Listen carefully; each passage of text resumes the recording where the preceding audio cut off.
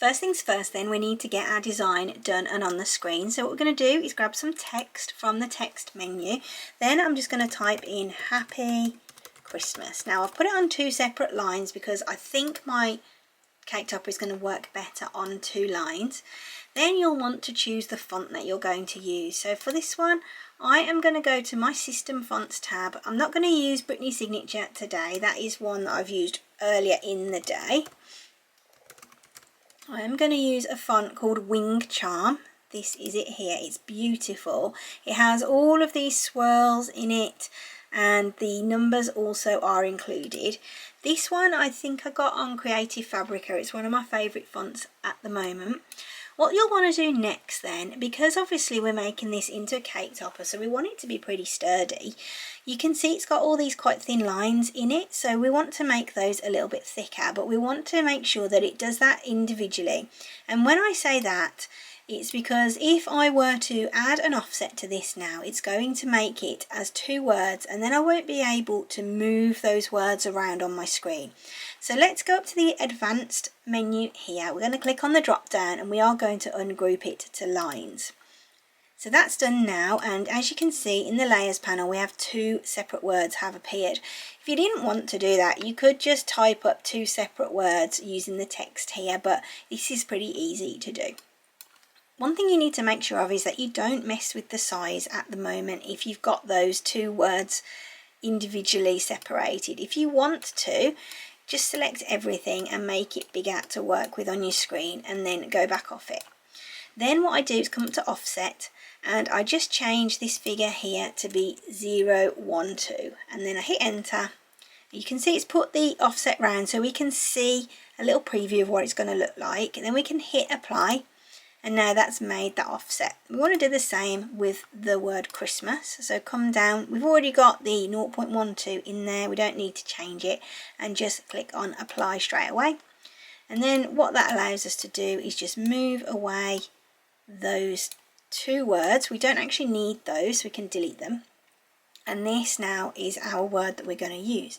You can see I have a really small join on that eye there. What I'm going to do is just make that a little bit thicker, just to allow the Cricut to cut that a little bit easier really, I suppose. So I'm just going to grab a square and just make that a little bit skinnier.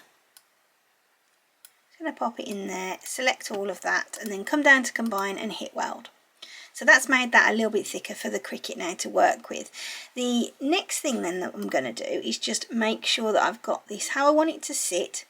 Now what you want to do is try and make sure that your words are touching one another in a couple of places, but this isn't quite so crucial today because we are going to add some other elements in to allow that to happen. So if you come over here now to images, I'm going to get some snowflakes on the screen.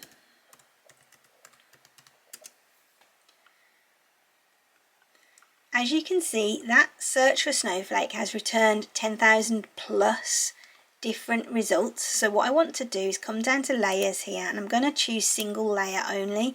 That reduces that down to about just under 6,000, which is better really.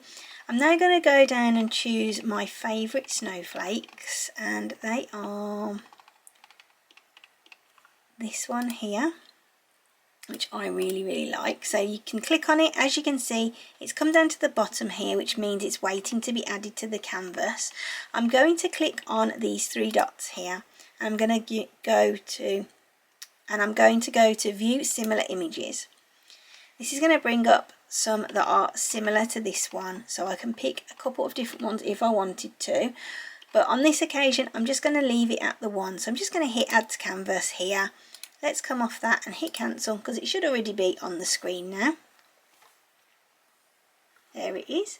What I'm going to do is just shrink that down a little bit, and then I'm going to put it at the bottom here. Now I don't need to worry about it overlapping with my lettering. I'm going to duplicate that again, and then I'm going to put another one here. Now the reason that I'm not worried about it overlapping with my lettering is because we're going to weld these items to this Happy Christmas, so it's going to make that a little bit more of a sturdy cut. So let's do another one. Let's duplicate that again. and then I'm going to put it up here as well. I might make that a touch smaller. It's still touching, so it's still going to work. Then what I'm going to do is click select all, and I want to come down to the combine menu, and I'm going to click on weld. So that now is all one layer. As you can see in the layers panel, that is all going to cut as one entity, and we don't need to worry that it's not going to be joined together. It all will be. The next thing to do then is to resize the cake topper. So normally when I'm doing a cake topper similar to this, I'll make the width about 14 centimeters, there or thereabouts. That is ready now to cut. So let's head over to my desk and get everything ready to cut. This is the cardstock I'm going to be using today. It's like an icy blue glitter. It's so gorgeous. It is single-sided, but that's all you're really going to need for this particular project. So I'm just going to grab a standard grip cutting mat, and I'm just going to pop this up in the corner on the left hand side there of my mat. Then I'm going to grab my brayer, and I'm going to give that a really good press down to make sure that that is really well adhered onto my mat. Let's go back to my computer now and work on the settings for the cut. So the first thing to do then is go through to make it. So let's click on make it in the top right corner. There is our cake topper on the screen, and it is placed in the exact same place that I have just put that glitter cardstock on the mat. So we're ready now to go through to continue. I've got several materials already bookmarked on my screen here, but if you don't have these bookmarked, it doesn't matter because you can search for them as well. The actual setting I'm going to be using is poster board. I do have a glitter cardstock setting, but I find with this particular setting that my cut comes out really nice and smooth, so I like poster board for mine. If you don't have this one on your favourites, all you need to do is come up here to browse all materials, and then you can either go to categories and look at the cardstock section, which is all here, or you can come, let's just go back to the top, you can come off of that, you can go onto artboard, which also shows you the poster board setting, which is the one I have bookmarked. Or if you don't know what setting you're looking for, you can type in the material here that you're using and have a browse.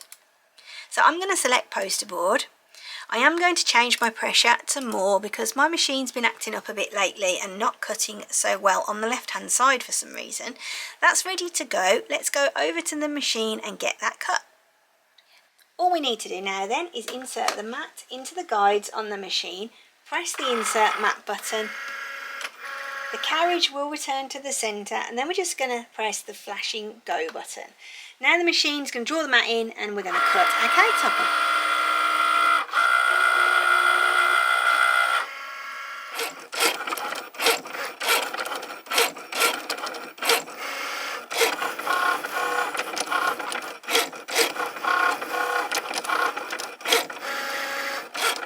The cut's now complete, so we need to really check whether the cut has actually worked in the way that we want it to. So the easiest way to do this is just to grab a weeding tool. I'm just using this one today, and just lift up a small piece of your weeding and just make sure that that's cut perfectly. And as you can see, that bit has come out wonderfully, so I'm happy now to eject the mat. If you find that you have got bits that haven't quite cut properly, or you might need to go again, make sure that you do not eject your mat and just press the go button up here again, and then your machine is going to do another cut over the one that it's already done in exactly the same place, and then you'll be able to try it again and just double check the cut again. Now we've checked our cut and everything is all good, what we want to do is take the cake topper off the mat. So the best way to do this is if you just lift your mat up and turn it round 90 degrees. Just bend it back, and then what you'll be able to do is just lift up that card and sort of roll your mat towards the right, and then you'll see that that starts to lift. Once you get to this stage, you'll need to just lift up this top corner and peel that back carefully. I need to make sure that you go slowly so you don't risk tearing off any little pieces. Now we're just left with the design on the mat. If you've got any chunky pieces like this that you can pull out, I would probably recommend doing that now if you can. So we're just going to get those bits out. And it doesn't matter if you tear the pieces that you're removing. Next, I'm just going to grab a spatula tool, and this just helps me then to lift up this design a little bit more, just to remove it from the mat without damaging it or bending it at all. Let's just move the mat out of the way. So now all we want to do is just turn the cake topper over and just remove any of the remaining pieces that are stuck in there. You might want to use your weeding tool again for this, because it can make it a little bit easier.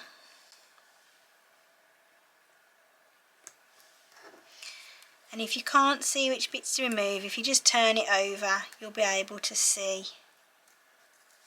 what we're trying to take off.